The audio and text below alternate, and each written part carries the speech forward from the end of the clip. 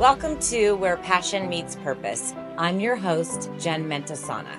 On this show, we help busy moms and entrepreneurs find more passion and purpose in their daily lives through inspiring stories and interviews.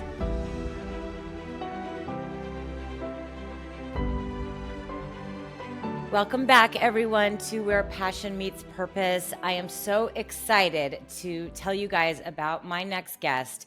I have been wanting to have her on this show. She's one of the first people I thought of when I started Where Passion Meets Purpose. I am super inspired by everything that she does, and I will just go ahead and give you a little intro. Julie Hamill is an attorney.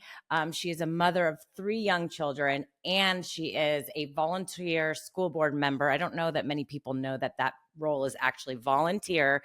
You volunteer your time, and it is a huge commitment. And I'm just so grateful to you. She's also a regular guest on Fox News at Night with Trace Gallagher, giving all her insights about what's going on in our schools these days. And I am just so fortunate to have you on and let you tell your story about what you're passionate about, how you got your start, and just thank you for being here, Julie. Well, thank you very much for having me. Absolutely. Absolutely. Well, without further ado, why don't you just tell our listeners a little bit about how you got started as an attorney, kind of what brought you to that path in life? Were you passionate about law as a kid? Was there someone in your life who inspired you? What was that journey like for you? Mine was not the typical journey to becoming a lawyer. My parents were both in sales. My mom was mostly a homemaker growing up. She did some part-time sales work, and when I I went to college really young. I started when I was 17. And I wish, looking back, that I would have taken a gap year or something. I was Wow. not ready. I was not mentally prepared to go into this like quasi adult world. I never once thought about the job that I wanted to have after college when I was in college. I was just going to school. I went to USD, San Diego. I studied international relations because I was interested in the world. It turns out that's just kind of a worthless degree. And I found that out when, after I graduated, I applied for a lot of jobs and was rejected. And a job opening came up for an unpaid internship at USD in the Institute for Peace and Justice, from which I graduated. And I didn't even get that. I Oh, couldn't even wow. get an unpaid internship because I don't know what I was imagining. Maybe I was thinking I could go off and be an ambassador right out of college, but it really is not a very valuable skill set. And so I bartended. I bartended after college at PF Chang's in Fashion Valley. And I met a lot of great people there. It's really interesting. A lot of these people that I met at PF Chang's went on to do really great stuff. A lot of entrepreneurs, a lot of restaurateurs, people who have done a lot of really cool stuff. Jerry Garbus was one of them. He used to be the general manager of MB Post and all those great restaurants up Oh, in yeah, Manhattan sure. Beach. Hmm. And we got our start together at PF Chang's, and there's something to be said about working for a corporate restaurant like that, because they instill in you process and management skills and things that all of us ended up using in our other jobs going down, in the future in life. I also think working at PF Chang's and being a bartender was the most stressful job I've ever had. And it taught me a lot of skills about how to deal with humans, because you see the best and worst of humanity, like, as you know, because you're in the restaurant I business. was going to say, I can relate 100% to all of this. And I do always Yes. say, not to cut you off, that with my daughter who's 25, or any kid that's coming up and getting out of college, go bartend or wait tables for 6 months. It will teach you a lot about the world, and you will learn so much about how to work for someone, how to work with the public, and just sales skills, everything that you're talking about. So I couldn't agree more.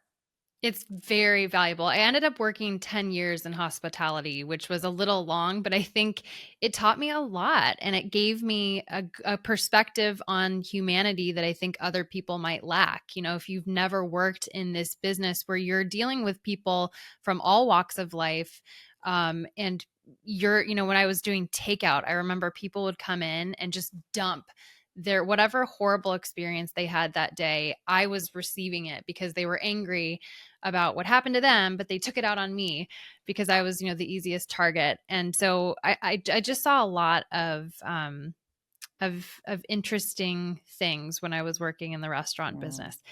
But I found myself getting kind of depressed because I was working a bartender schedule and I was sleeping, going to bed at like 2 in the morning and then waking up at 10 or 11 a.m. And the rest of the world seemed to be on a different schedule and working towards something. And I started to feel like it was not working for me. I was not happy. It was not fulfilling, and it was very stressful. And so on a whim, I decided I'm going to take the LSAT and I'm going to see if I can get into law school. And I Wow. didn't have any money despite working a lot. I was working all the time. But I wasn't saving. I was terrible with money. And so I couldn't afford these LSAT prep classes. And so I found someone that I was working with had already prepared for the LSAT and had all of his old tests. And so I just used those and I prepped myself using other people's stuff, everything I could cobble together for free. Ended up taking the LSAT. I did decently well. Um, Applied for law school. Long story short, my mom got really sick and I moved home to take care of her. I put law school off for a year. She passed away. And then I moved to DC about a month after my mom passed away. We were living in San Diego when she died. And when I moved to DC for law school, it was a horrible time because I just lost my mom. I was only 22 or 23 years Oh old. my gosh, so young. Um, but my mom had been sick for about 15 months. She had brain cancer, Mm. which is, I don't know if you've experienced with that, but it's very rapid. And it does things to a person that are no one should really have to witness or experience. I mean, you're still conscious, but it takes away your faculties and your ability to reason, your ability to take care of certain things about yourself. And so it was a really difficult time. It was really dark and difficult and hard and a lot of Mm. pain. And so when I went to DC, I had this new perspective on life where everything was so good. Everything was positive because it was like, no one's dying today. Like I don't have, no one, I'm not caring for someone who's really in pain and dying. And so I had this very unique outlook on life at that point, and I was just happy to be doing anything at all.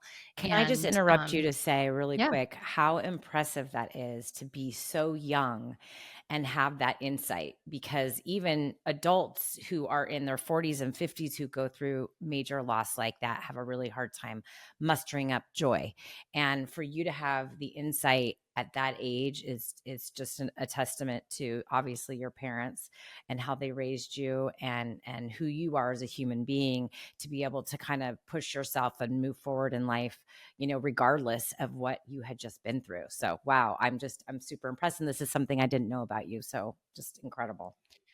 Yeah, and I think it was out of necessity Mhm. because if you stay in that darkness for too long, it's not, I mean, there's nothing there. And what's really interesting, and I'm sort of going off on a tangent, but Mhm. like I used to suffer from horrible anxiety, horrible, horrific social anxiety to the point where like I couldn't leave the house. Like it was that bad. But losing my mom, I sort of got this perspective where I realized like you're not dying. Like you can do this. You can have a Mhm. conversation with someone. You're not going to die. You can take a chance, and you better take a chance because if you don't, you're just going to be lonely and anxious, trapped in your house. Like you have one life, your life is short. So why don't you go take a chance and go try something and do something you didn't think you were capable of? Mhm. And so that was sort of my new outlook at that point in life. And of course, I wish my mom was still alive and that didn't happen. But having that experience really changed the way that I think and the way that I approach things in life. So I am grateful to have the perspective that experience gave me. Um, sorry, this is like a very long story now that I've No, it's gone great into. because honestly, I mean, think about how many people who are listening have been through a major tragedy in their lives in some capacity, and just having that perspective and hearing your perspective on things is such a gift for people to hear. So I'm grateful that you told that story. Yeah, so you moved to DC and you're Moved to having this DC. whole new perspective on life, and you're going to put yourself out there. Yeah, and also it's really interesting to look. I haven't thought about this for a long time, so that's why I'm sort of like dumping. Yeah, You're I like love my it. therapist Great. This right is now. we can dump here. Go for it. But I also, dealing with loss like that, it's really hard. And so I was trying to find meaning everywhere I could, and I was trying to occupy my brain so that I didn't get stuck in like a dark way of thinking. And so I started training for marathons. And I started running with the Tug McGraw Foundation, which raises money for brain cancer. And I strongly recommend that to anybody who's struggling or feeling like darkness. Training to run for a marathon, which is something I never thought I would do. I was never a runner. I always hated running. Mm. But I trained with using the Galloway method. And so anybody can do it. You basically run a mile, walk for a minute, run a mile, walk for a minute, and you can go slow. And I ran the New York Marathon twice, and both times my time was like 5.5 hours, which is really bad. But But you did it it. was, I did it, and I raised money for brain cancer research. And the things that happen to your brain and your body when you're running a marathon are really cool. Like, I don't know if you've ever done it, but gotten I've a done a runner's half high. marathon. I actually did the one in San Diego that you might be familiar with. That was like the rock and roll one that you run along. And I did it with a friend, and we did 13 point whatever miles. And I said, never again, but I'm so glad I did it. I'm one of those people who's not a runner, but you are inspiring me with the Galloway method, is it? Yep. And Yep. because I have a really good friend who's a runner, and she keeps trying to tell me to come run with her. And I'm like, I don't run, but I think I could do that. You can get there Yeah. eventually, because it makes you realize, like, because most of it is a mental block. You have Mhm. a mental block. You can't run a marathon. That's what I used to have. And then this method, and if you train and you set your schedule and you follow this calendar of building up the mileage by day, suddenly you're running 18 miles on a Saturday morning, not even realizing that you've gotten that far. Wow. So it's pretty cool, and it's a really good way to get your brain off of whatever you're dwelling on or anxious about or you're sad about. Yeah, So and anyway, it's also a really good metaphor, I will say, for life, right? Like this is how we should be approaching any challenge. Like people who are looking at trying to become, an entrepreneur or whatever. It's not about getting to the finish line. It's about doing that first step. It's about taking that first step, and you're going to have speed bumps along the way, and you're going to maybe, get exhausted and have to take a break, but you're going to get back up and you're going to do it and you're going to finish and you're going to get there. It's just about, you know, having a plan. And I love that's such a exactly. good metaphor for anyone who's listening, trying to anything, whether it's a marathon or a career move or whatever it is. Yeah, and my biggest fear before I ran the first marathon was that I was going to be so slow that the sweeper vans would have to get me. It's the vans that go at the end. Yeah. Because I'm not a runner. I never was. But that whole experience was pretty amazing. But anyway, getting back to law school, um, I went to law school. I ended up meeting my husband there. It was like the best experience of my Wow. life, which is weird. That's not normal. I didn't have the best college experience, but when I went to law school, I was around all these huge nerds who are very similar to me, like Mm. nerds with anxiety. And I just found my people. I found my husband and like great friends that we're all still friends with. And then long story short, I ended up coming back to LA, brought my husband back with me, got a job working at a firm downtown, had an incredible mentor who was he was this brilliant man, Harvard law educated. He trained me in litigation, and he told me something. He was like, if you're not having fun, then you should do something else. Like this should be fun. And so we made it fun. We were litigating on behalf of municipalities, which Mm. sounds really boring, but it was always an adventure, and there was always fun to be had. And I learned a lot from him. He unfortunately passed away at 50 from a heart attack. Oh my goodness. And that was part of the reason why I ended up leaving that firm. I was pregnant with my first son when that happened. And I'd been thinking in my head, I'd toured some daycares and I just couldn't wrap my head around leaving the baby in a daycare and like going back downtown. I just couldn't do it. I didn't have it in me. Right. And so when I was on maternity leave, I made the decision to open my own shop and to not go back. And so that's what I did. And that was another thing where it was like really scary and terrifying. The idea of leaving like the security of being an employee. I'd always been an employee my entire life. I'd never started my own business, never even thought about it. I had in court one day when I was really pregnant, this woman named Jacqueline Wagner. I haven't thought about her for a very long time, but I met her in the gallery of the courtroom, and she asked me what I was going to do after having the baby.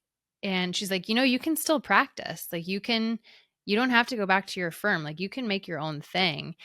And no one had ever said that to me before. And it's like opened up a pathway in my brain where I was like, oh my God, I can do this. And so I, like the first thing I did was work on a commercial lease for my aunt and uncle who, they had a business in LA Live. And so they believed in me and they gave me this opportunity. And then from there, I just sort of built on that. And I started to get my own clients and slowly built it up over time. And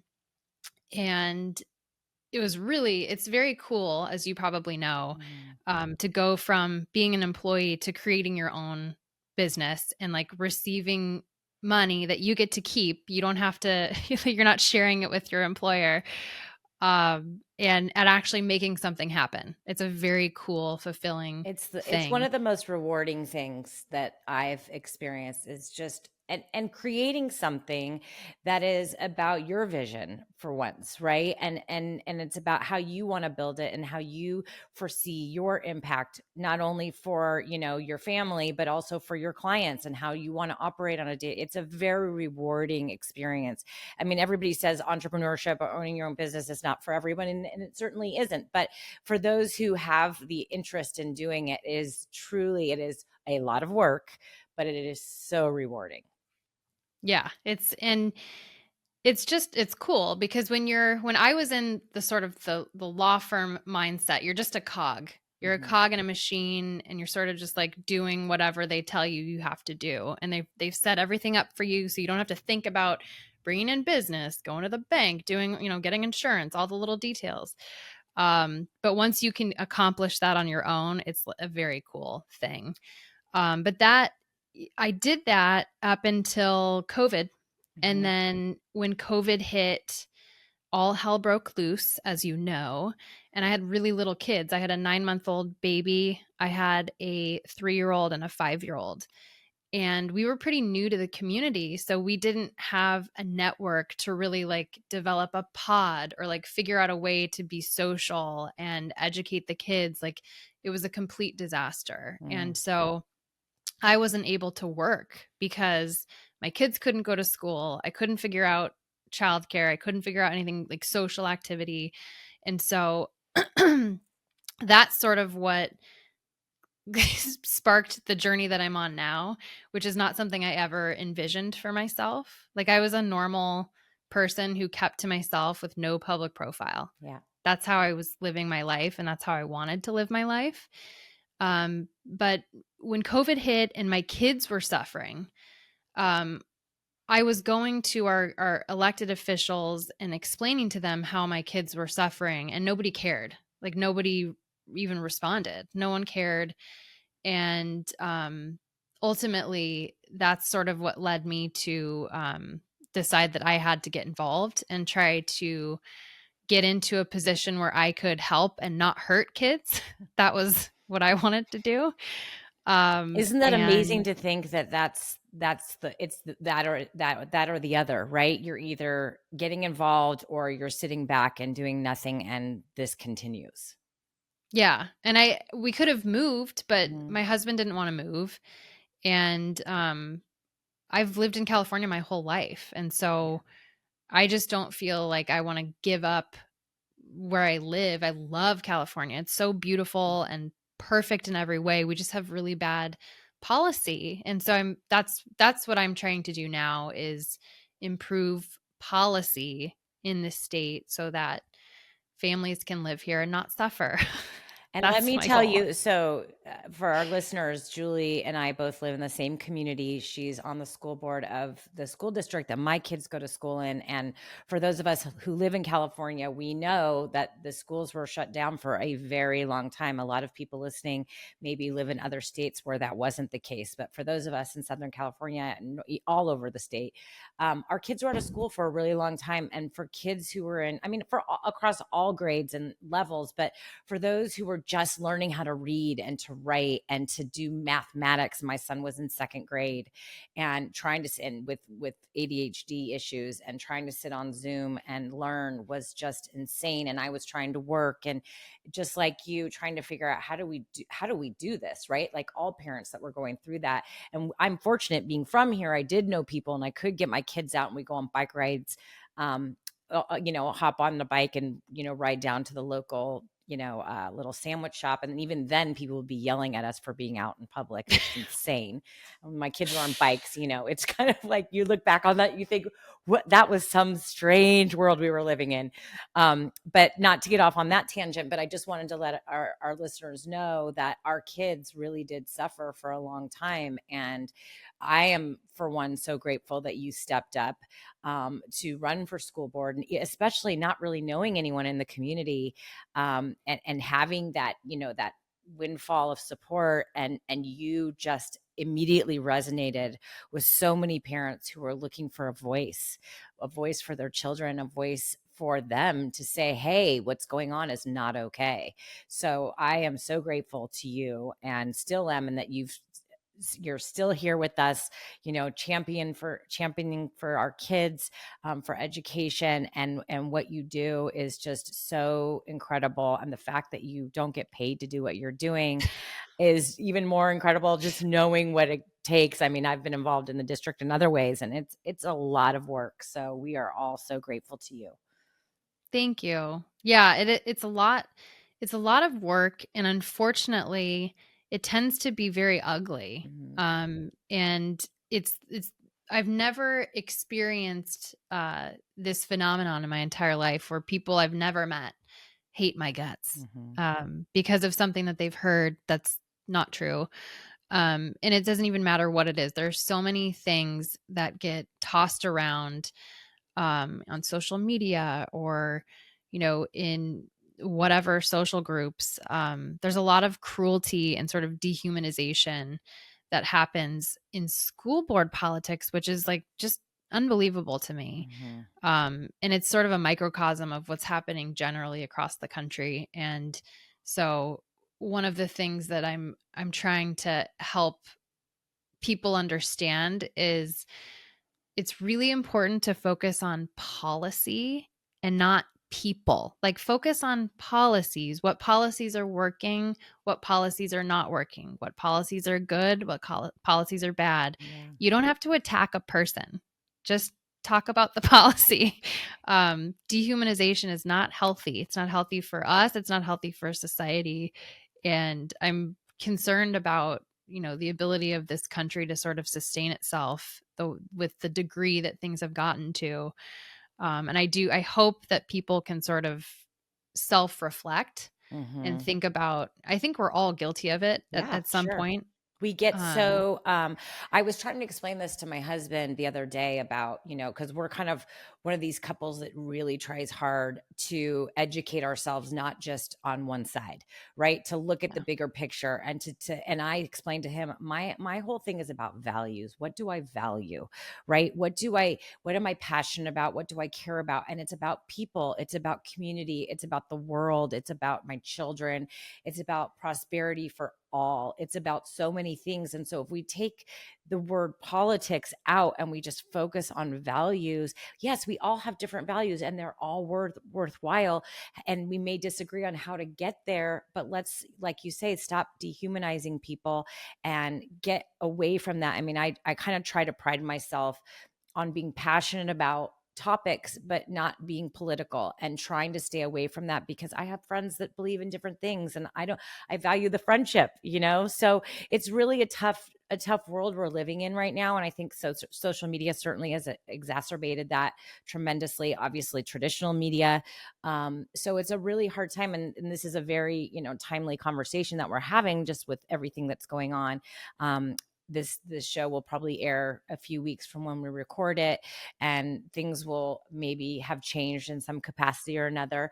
But the humanization will never change, right? Like, holding value for each other, and respecting one another, and listening. And I truly hope across the country, certainly in California, and definitely in our community. I mean, this is what I've been fighting for several years. Why I got involved in our community ed foundation was, I said, I care about this community. I care about the longevity of our public schools that have been across the board stellar for decades.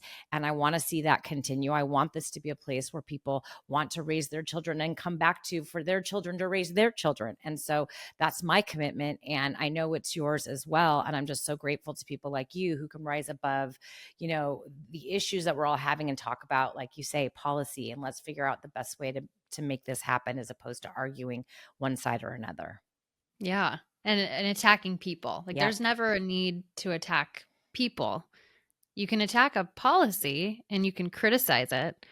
And I wish I would love to see the discourse move in that direction, where we can make good decisions based on good policy and keep people out of it. So you don't have to attack anybody to make your point.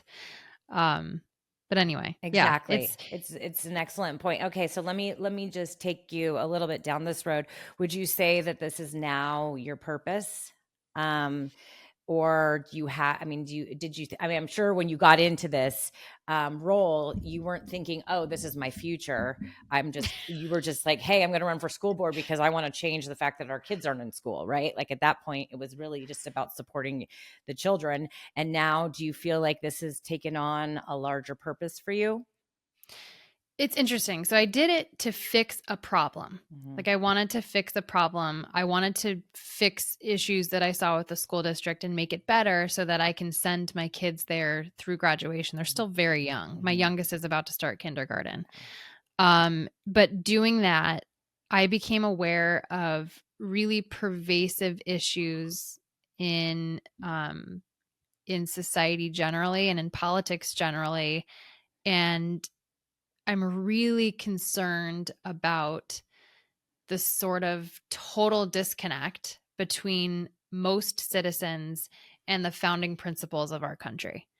And so for me, I see my purpose now as trying to teach people about the founding of the country, about the Constitution, and about these founding principles, and remind people of what they are, and that it is everybody's duty. The price of liberty is constant vigilance. I'm butchering that quote, but we have a republic as long as we can keep it.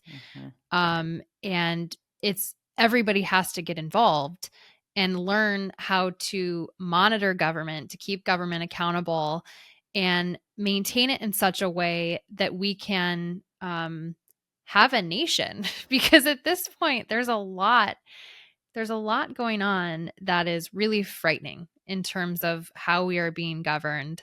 And I want to bring civics back into education at the elementary level. Like, we need to be teaching little kids, what is your responsibility as a citizen? And what does the Constitution say? How do we hold our government accountable and make sure that we're actually being represented? And so I started a Substack that I try to, I'm not very good at keeping it updated, but I'm trying to post every couple of weeks.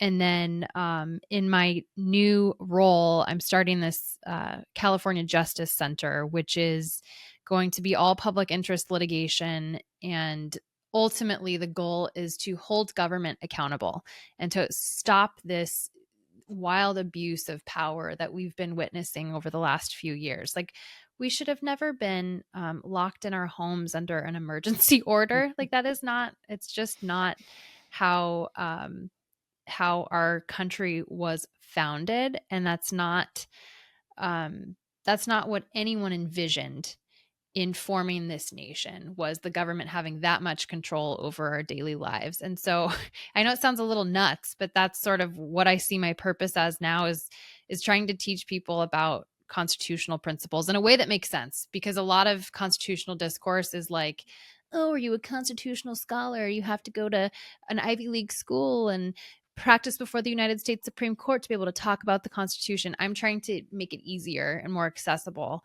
so that people understand it and can have like a basic fluency, and train up a generation of children who will understand the principles and live them and maintain a constitutional republic. And long story short, It's amazing. Well, and we're so lucky to have you in this community. First of all, for your knowledge, your commitment, and your passion, and just everything that you're doing for our kids and educating our kids. And so, for those that are listening who feel like, because I know there's a lot of people who feel just like in the state of California, like it doesn't really matter what we do, nothing changes, right? Like no matter what, I can. A lot of parents feel this way when they go to the school board meetings. They show up, they say what they want to say, and they feel like, okay, thank you for your 30 seconds or your minute and 30 seconds or whatever. And then it gets pushed to the back burner and it never gets addressed again. And so it's like, yeah, you can come and speak, but do you really have a voice? Do you really have an impact? Do you really have the ability? So how would you tell our listeners how they can get more involved, how they can support what you're doing, or how they can just get involved in their own communities to advocate for these issues? there are a lot of things. Don't give up, because I think one of the problems that I have seen, and a pattern I've seen in government, is gaslighting. So the school district will gaslight you. Your local elected officials will gaslight you. The state elected officials will gaslight you. They'll pretend that there really isn't a problem and that you're crazy. You're not crazy. You have a valid concern and you deserve to be heard. The most effective thing you can do is band together with other like-minded people and show that there's a coalition, and apply pressure, and don't give up. Don't let up on the pressure. Keep pushing. Don't be disrespectful. You don't need to attack anybody, but present your argument on a policy or whatever issue it is that you're concerned about. Present a case, make a case for it, build a coalition. I wrote something about this. It's on my social media. It's on my school board social media. It's at Hammil4PV, at Hammil number 4PV on Instagram.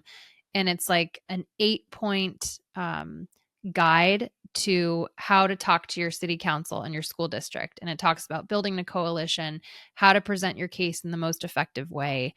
But really don't give up, because when I was starting to try and talk to people, I was constantly gaslit and I wanted to give up so many times. But then I would come home and look at my kids and I'm like, I'm backed into a corner. I'm not going to give up. I'm not just going to let somebody harm my kids. So I'm going to push, and some people are going to think I'm crazy. And that's fine. That's a consequence of speaking up and advocating for something you believe in. Yes. And you have to be okay with that. A lot of people aren't, and that's why a lot of people don't speak up, because they don't want to. They don't want to be kicked off of the guest list to the best parties in the community, or they don't want to. They don't want people to think that they're a Republican. Oh my God, God forbid. there's what. God, I said, God forbid. And we should add that we won't talk about the politics of this, but you're not even a registered Republican. No, Correct. I'm not. Yeah. So people assume, especially in our community, that you are, based on your passion for what you're advocating for. And I think that's part of the problem with our society right now, is to assume that you're, for one party or another, when it's really not about political party. Yeah. And even if I were, though, it shouldn't be like a cardinal sin to be a Republican. And by the way, I've looked at the voter rolls. We're split even. It's 50-50. So there are a lot of Republicans in our community. They're just not comfortable speaking up because they get attacked and maligned, as, they're called every name in the book. And I don't support that. That's not okay. Right. Anyway, so if you feel like you're not being heard, you're not alone. Don't stop. Like this, I had no following on Twitter. The only reason my Twitter following built up was because I started speaking the truth, even though it was really scary. And I was putting my own reputation and my professional opportunities at risk by taking a position that was very controversial at the time. But I spoke the truth. That's all I did. I did nothing heroic. I did nothing special. I just spoke the truth about what I was seeing and experiencing, and it resonated. And that's why now I have 50,000 followers on Twitter, because people appreciate authenticity. They appreciate the truth. They want to hear it. There's not enough of that in society right now. I think Yes. people are so afraid to be judged and to be cast out of the group that they won't speak their minds. And that just perpetuates bad things. If you don't speak up, bad things will continue to happen, and it's going to fall on your kids. Yep. If you don't take that stand, you don't put your neck out, your kids are going to have to do that, or they're going to deal with the consequences. So I hope people will, find the courage to speak up against things that they know are wrong.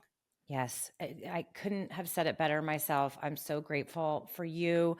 Everyone who knows me or listens to this show knows I am all about authenticity. It is kind of part of one of my top values. And I love that you said that, because you can never go wrong if you're telling the truth. And I teach my kids that every day.